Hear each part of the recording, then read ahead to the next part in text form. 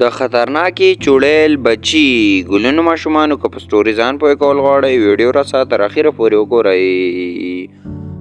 دغه چوړیل به په خپل کور کې اوسېدله او دغې څه چې دا کم بچي وو نو دا یې د یو د بل نه ټول را پټ کړي وو، را تښتولي وو تي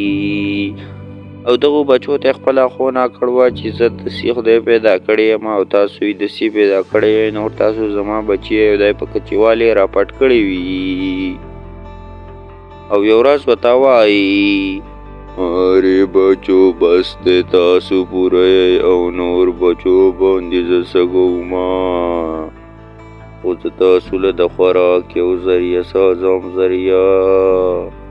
زه یو هوټل کولاومه هوټله او په هغې کې به هر څه پخامه.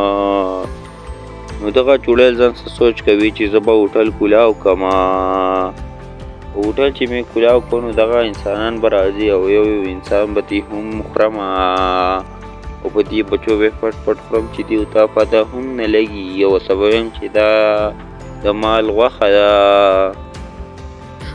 او دغه رنګې ډېر ورځې وځي په دې کې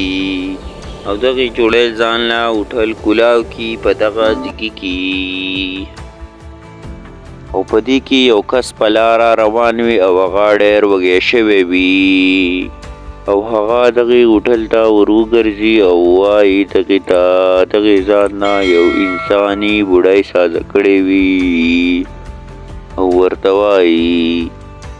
ارې ابا جان ته په ما ښکلي کانه اوخره کښلي تا اخر څه پخ کړلي چې هغه ته په ما وخورې. ارې بچیه زه به په تا ښکلې ښکلې سالن او ښکلې ښکلې کانه وخورم. ما بریاني چکن پخ کړلی او دغسې وغیره وغیره نور سالنونه دي. نو بچي اخر ته له سره والم چې ته یې وخورې. ارې ابا جان بس څه دي د خوښي هغه راوړه او زه دننه ناست یمه. بچیه ته دننه کښېنه او زه دله در وړمه ښکلې ښکلې سالنونه. او په دې کې هغه دننه کښېنوي او دغه ولا سالن ویسي او هغه ایسته وخوري او ورته وایي ارې ابا جان زه به تاله هم خپل ملګري رالېږم ځکه چې ستا د لاس ذایقه ډېره ښایسته ده او زه به تاله خپل ملګري رالېږم او ستا نه به هر څه خوري. او دغه د دغې ځای نه لاړ شي او دغه چوړیل بار ته راوتې وي او وایي په خپل شکل کې بېرته راشي او وایي ارې ته به خپل ملګري هم راولې خو یو ورځ به زه ستا نه هم سرکټی کړم سرکټی خپل ملګري به هم راولې او زما کاروبار به چلېږي په دې خلکو به د انسانانو غوښې خورمه غوښې او په خپلو بچو به یې هم خورمه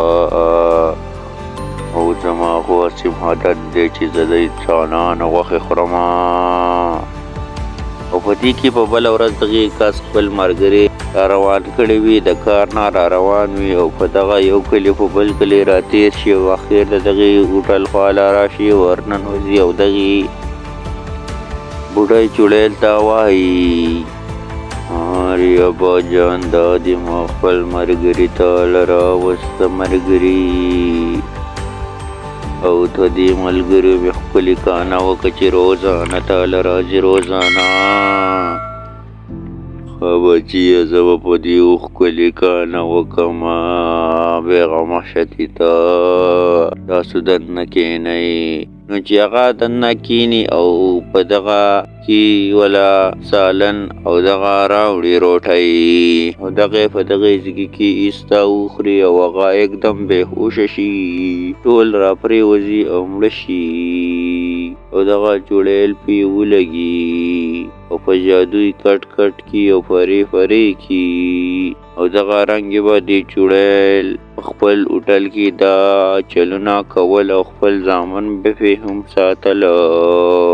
ګلونو ماشومانو دا د دې سټورۍ اولنی پارټ و. که پارټ 2 تاسو ته پکار چې دا د کلي خلک دې چوړیل څه اخر څه وکړي او دا واړه دې څنګه آزاد کړي نو موږ ته کمنټ کې ولیکئ پارټ 2 او د بلې ویډیو راتلو پورې اجازت راکئ.